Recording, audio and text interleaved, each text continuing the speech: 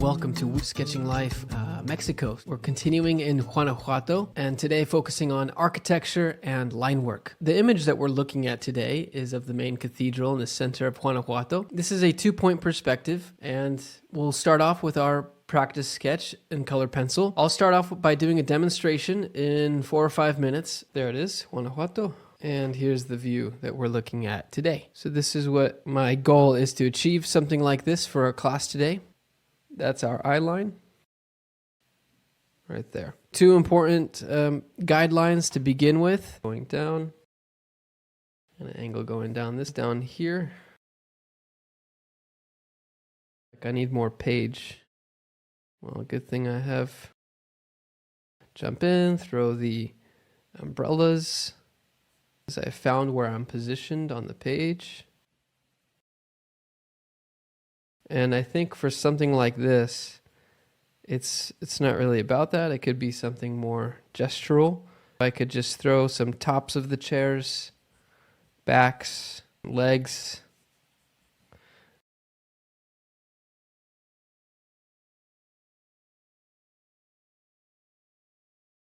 So with those quick lines in here, then I can start dialing in bushes and adding the shading on one side. I can start shading everything on the left. And I encourage difference of volume, like on which side. Just choose a side. You do an X from corner to corner. That gives you the center line. Door in here. The elements in the middle.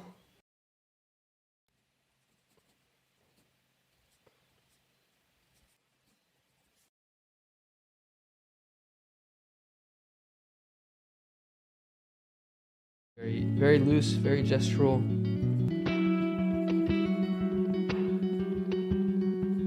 This left building here,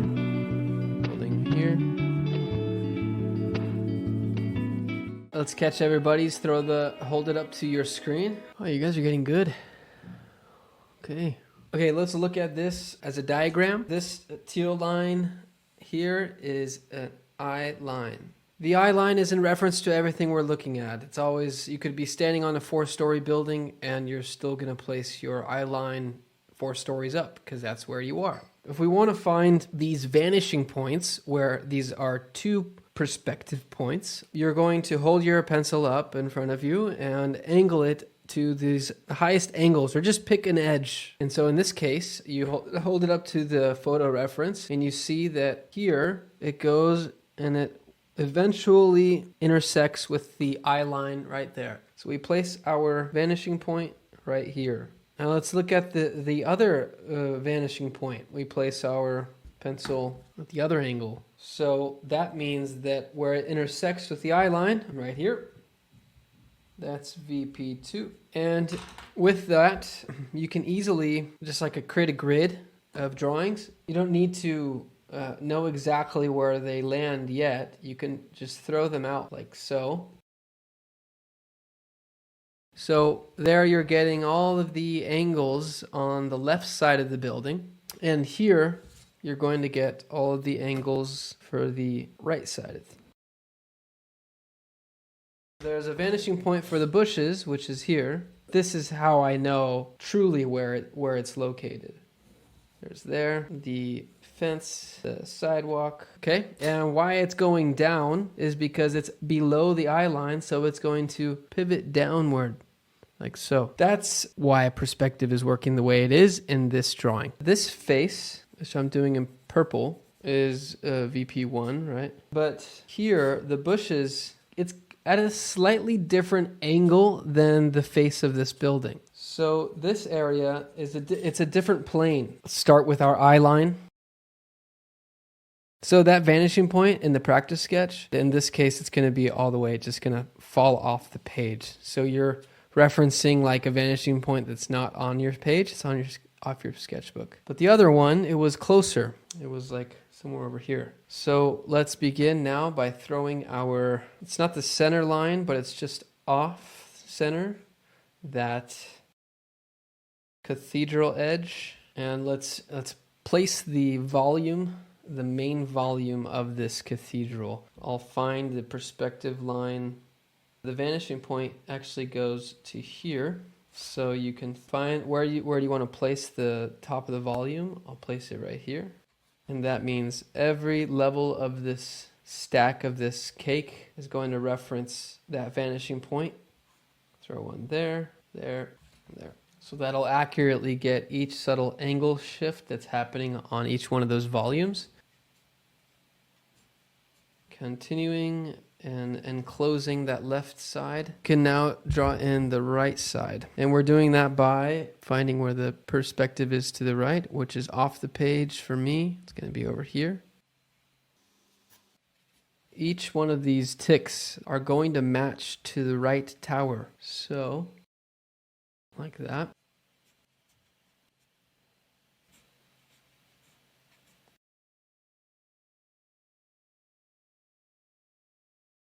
It's going to be a little bit lower. It doesn't have the same amount of volumes. To find the center line of this volume and perspective, we're going to do a subtle X. You get the center line. That X will give us that where the door opening is. We wanted to find the next level of like how that stacks just above the door. So I'll put a little tick there, and that'll reference me to this point.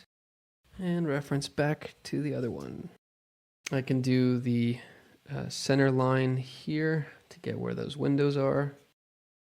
With this setup, what was that next part? I want to add all of these angles of the garden. And it's not, the perspective isn't over here, it's just somewhere over here. So I'll do some perspective lines.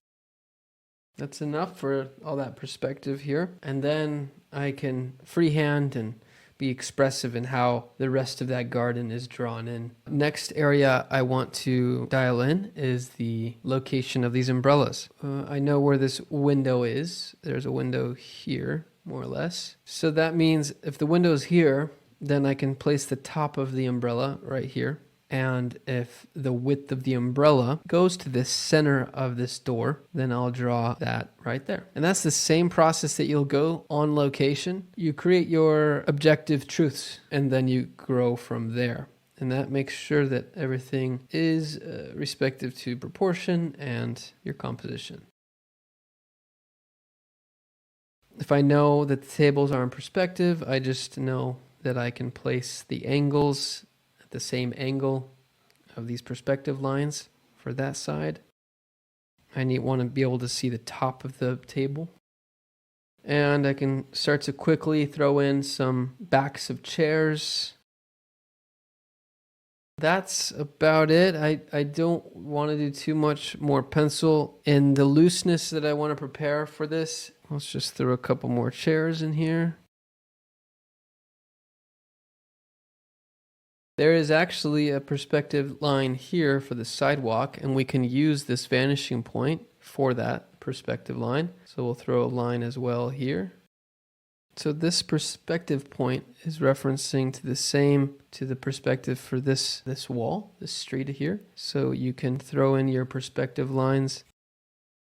And it's going to be really angled upward because the closer you are to the center of the pivot point, that means that the more angled it's going to be. The rest I want to be very loose. So I'll just throw in the bush there. And we know there's a dome easily placed because everything else has been drawn. And that sets up our full composition. Let's get our pens out now. I'll start from left to right. The lines beyond should be lighter, thinner than the ones that are nearby. I can already start to apply some values in my line work and my shading.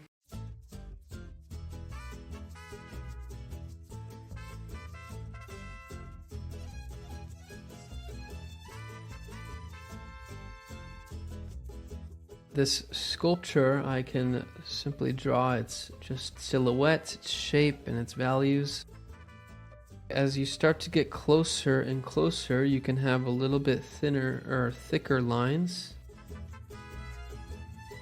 Now, as I get to this primary building edge, I can have a medium line thickness.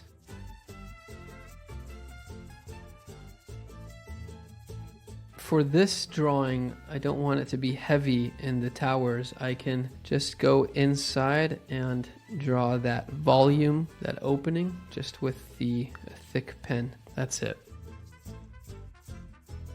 In urban sketching, it's all about creating kind of shortcuts and saving time. Now, in some of these details, I've decided to just do things like a dark shadow on the left side with my pen and not do line work on the right side of these detail elements. I don't really need to be super forceful in what that looks like, just a gesture. Could be good to throw in our lines of our center columns and pilasters on the left and the right.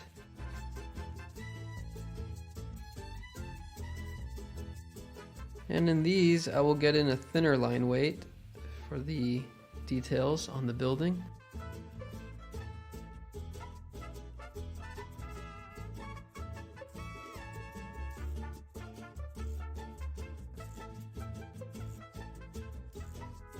So we've saved this area to do line work with our pens, not with our pencil, hopefully.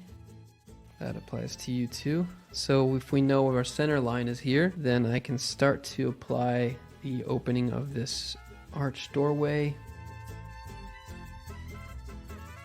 And we're using the center line as our guideline to tether back to, always.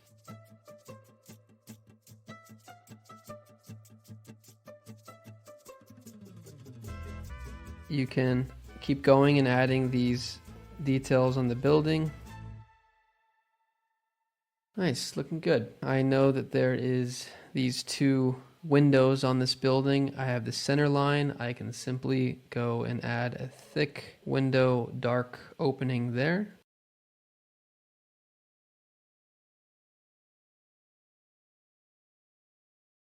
So I drew this guy in so that I can draw in what's around him. We have all these lines prepared on the ground. That's the sidewalk line. And they get wider as they get closer to us and thinner as they go further away. I don't need to add a hard line. The pencil is already there for that, but now I'm adding this detail of that fence.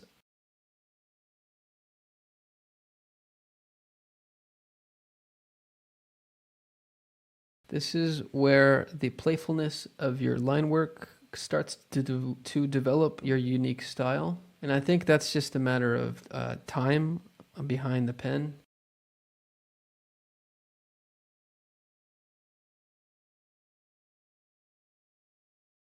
We're almost done with the most preliminary line work. But I can use this vanishing point as a reference, always, for any of these details here. That's the same vanishing point as the planter. You want to use that for the doors, the heights of the doors.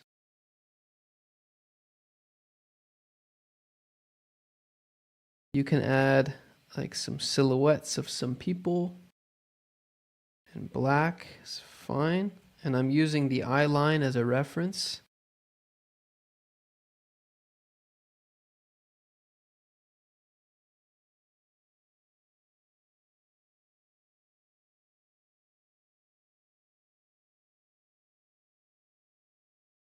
There's one last element, which is the bottom of the church area. Yeah, we've got fence here. So we'll place our eye line down, and we can use the reference of our vanishing point for the top of the fence.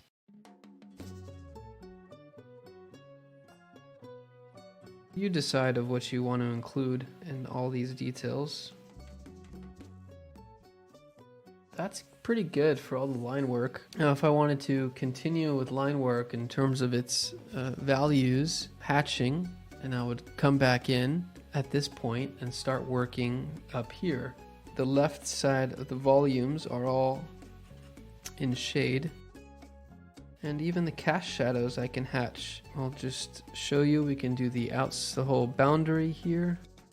And with our thinnest line weight, I'll have a subtle, slight angle on this shadow. And I like to hatch in the angle of the projection of the shadow.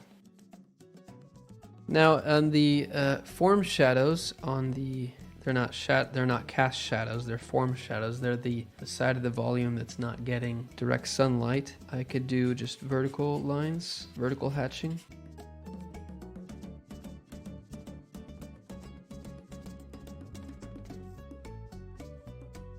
This isn't really cross hatching, this is only one direction. If I wanted to add even stronger, I could go another direction on this, another angle on this one. Some squiggles and just darkening some of these details inside of the bushes. These areas, like underneath the umbrella, look how dark that is. And I can go with a brush pen and go 100% darkness underneath here.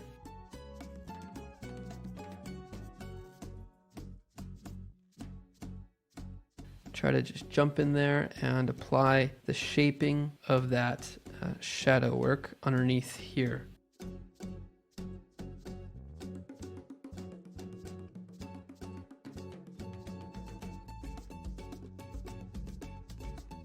You can start to come in and add a little bit more detail to the umbrellas. Some little subtle details inside of these umbrellas. Now this whole face is in shade. You can get watercolor. Just go here with diluted ink and add all this in shade. If you want, you can go ahead and keep going with that ink brush, or you can go with one color of your watercolor.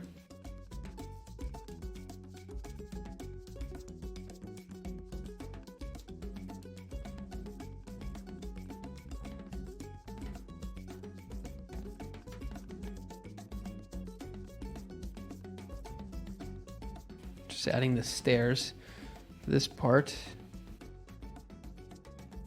I could go in with this one and add even darker values, like underneath some of these overhangs.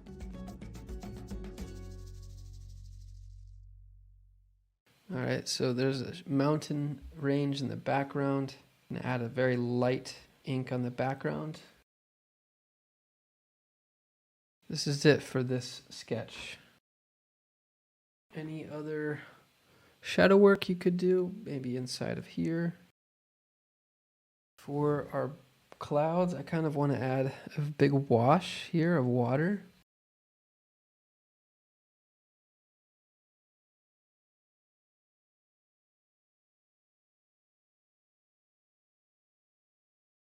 Okay, that's time's up for today. Let's see how your sketches are going.